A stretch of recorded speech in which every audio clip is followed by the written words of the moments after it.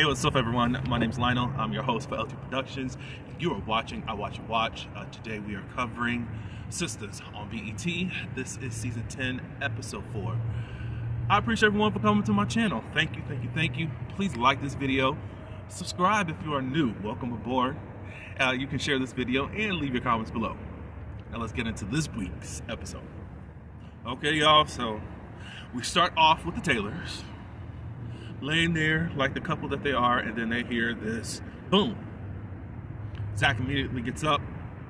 He doesn't really see anything, and they're having a little PTSD from when Andy's car got blew up a couple weeks ago. Well, in the finale of last season. And they're just wondering if it's like backfire from a car. But Zach is thinking that this is probably another message. And Fatima's like, hey, as Fatima can only be, let's send a message to them or make Dr. Cruz disappear. That's basically what's going on. They think that it's another messenger from Dr. Cruz. It's just a suggestion out there. Nothing really that serious as of yet. Andy, she is at the hospital visiting Sabrina. She talks with one of the nurses, and we found out that Karen's lung had collapsed. Right now she's on a breathing machine. She had a rough night, but now she is stabilized, and that's about all that they can do. Andy runs into Dr. Reginald, and of course Andy is giving a little attitude to him, but now Andy ends up accusing or tries to accuse in a questionary way of, did you do something and bomb in my car? Da da da da. And he's basically saying, let me explain this. Let's go out and we can talk about this. At first, Andy was not really into it, but then they do. Dr. Reginald says, in regards to what the other ladies have said last season, about him assisting and helping Dr. Cruz do this, do da da da da da. He said, you know, I was a first-year resident, and of course, Dr. Cruz has been the chief over that department, and I really didn't know what to do and what space I could go into. As far as if I can help and do that, you know, you're just questioning yourself as to even what's going on. Naive and not knowing your place. He said that he did go to the board and he did complain. And they brushed it off. Now my question is, why did you continue to still want to be a doctor there? At least I would have tried to transfer, if you could. Maybe not. However, the doctors really ignored him and what he had to say. And he's been doing this, what I like to call that Robin Hood effect. Like, look, he's evil and all that stuff, but however, I'm going to come back behind him and try to see what I can do when I can, just like he did with Sabrina. He's in an uphill battle because, look at the color of his skin. But for whatever reason, he keeps getting away with this whole battle and of really doing horrendous things to black women and women of color. So at that point, it puts Andy at ease, and it looks like they're going to get back on track. Dr. Reginald wants to know more about Andy and all that. She's like, it's complicated.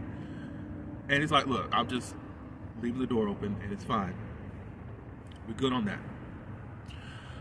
Miss Daniela. I hate that she's going through this. So of course she wakes up the next morning and she's really just reflecting on what just happened to her as far as the attack the last night.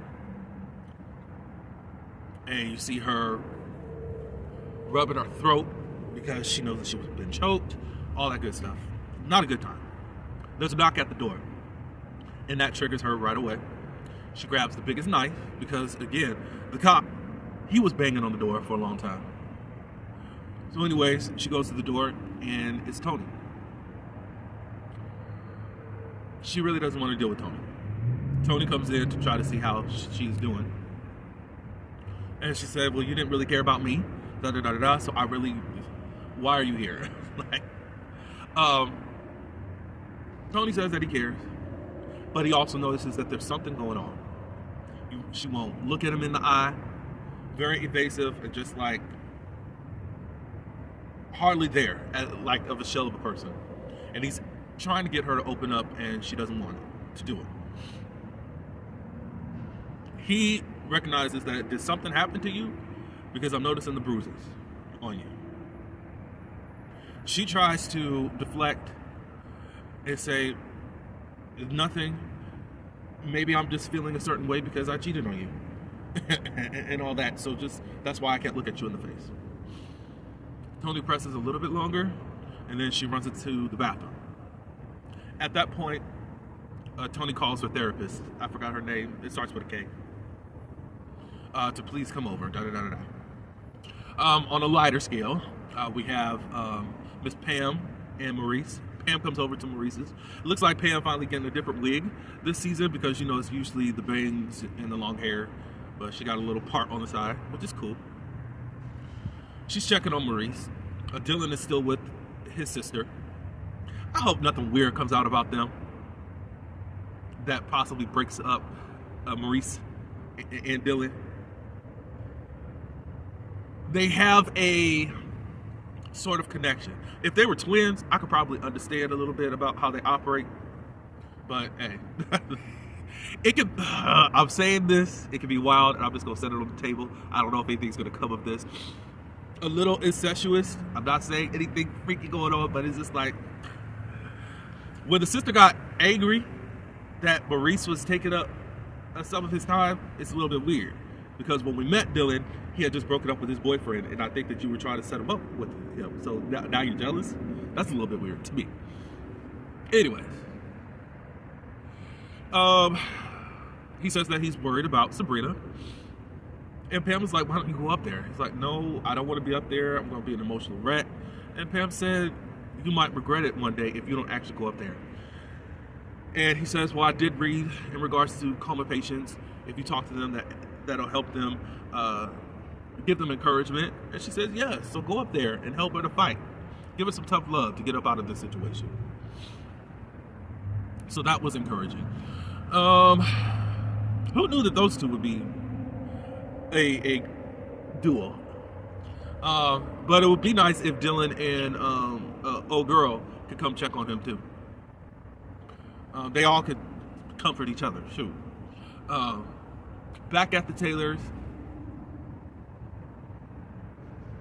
I know. Oh, Fatima, she made some food and whatnot. She made her plate. She asked Zach, did he want some? He said no, but decided he wanted to take some food off of her plate. But beforehand, she did ask, what do you have going on today? He was talking about playing ball with the boys, and then also checking up on Mr. Keys just to see how he's doing. And then Fatima says that I don't trust that man. And Zach is like, well, why is that? She said, I just think that you need to check him out fully and not just be naive to this man that's coming around.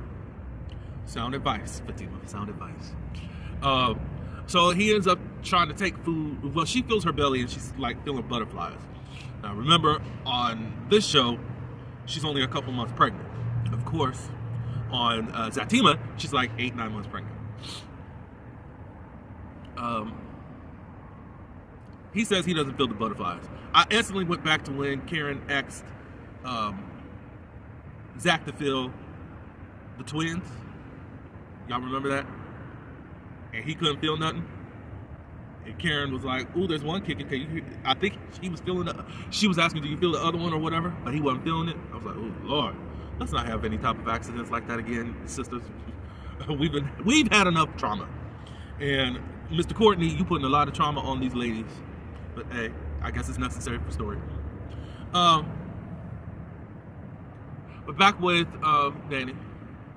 The therapist comes over. Tony briefs him on what's going on as far as, look, stuff is happening between us. I still care. But Danny's not in a good place. It feels like she's, he gave a word, like lost her will to live. It was around that realm. I can't remember exactly the words.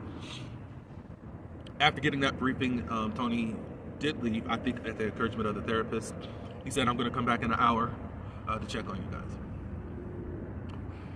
Tony leaves. The doctor goes to the bathroom door. Danny's like, I think she was talking to Sabrina. I wish I could really talk to you right now as to what's really going on. The therapist knocks on the door, and of course she's startled again. She comes out, and the therapist does say that there are signs while talking with Danny that shows that something is wrong, and it seems like possibly some type of assault has happened. She's asking different questions. Did Tony hurt you? No, he wouldn't hurt me, even though he has right to do that. So Danny's feeling a lot. Danny's feeling guilt, one, for cheating, and then cheating with a dude who's a maniac, who came back around, and although it's not technically that, but still technically is, date Ard, if you know what I mean. She let this person in for a wild night stand, and then he came back to try to get more when she said no. So she's feeling a lot of ways. You wrecked your relationship and then allowed a man to come in, and he came to violate you. And this isn't her first violation. So it's a lot on her. The therapist did not beat around the bush and is asking her that this person tried to sexually, and you know I have to report any type of that nature of violence that is happening. So we're at the end, and she has not confessed as of yet of the episode. I forgot. After Andy's lunch with Dr. Reginald, she does go home. Cheyenne's on the couch. They have a talk. Cheyenne's upset that Andy said something to Mom about her being in jail. You couldn't wait to do that. She was like, well, look, it slipped, and you're not the only one that Mom is mad at.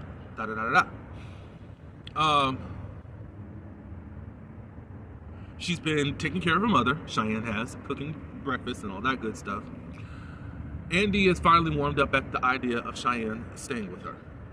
But she said there's some ground rules.